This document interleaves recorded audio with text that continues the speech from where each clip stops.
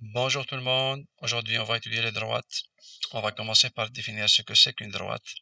Une droite est un ensemble de points alignés qui se prolongent de part et d'autre à l'infini.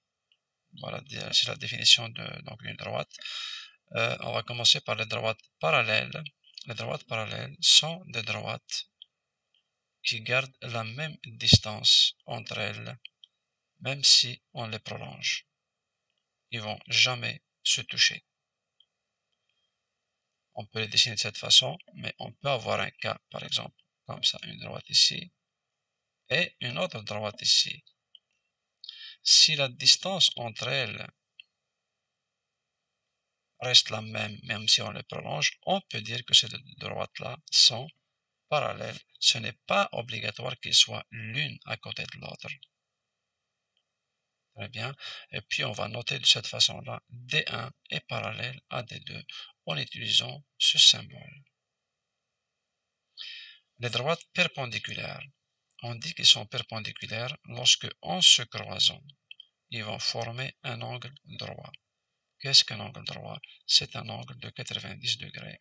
On le reconnaît par ce petit carré-là qu'on ajoute sur le sommet de l'angle. Donc, je répète, les droites perpendiculaires sont des droites qui se croisent à un angle droit. La même chose, faites attention, si je trace par exemple cette droite, et puis cette droite-là.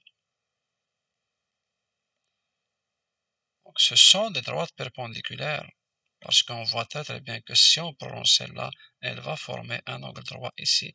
Donc, ce sont des droites perpendiculaires aussi. Et puis, on va les noter de cette façon-là. D1 est perpendiculaire à D2 en utilisant ce symbole. En fin de compte, les droites sécantes sont des droites qui se croisent en un point. La même chose, donc cette droite-là est séquente à cette droite-là, ou bien celle-là est séquente à celle-là. On va les appeler des droites séquentes parce qu'on sait que si on les prolonge, si on prolonge celle-là, elle va croiser l'autre en un point. Donc, ce sont des droites séquentes. Merci de m'avoir écouté. À la prochaine.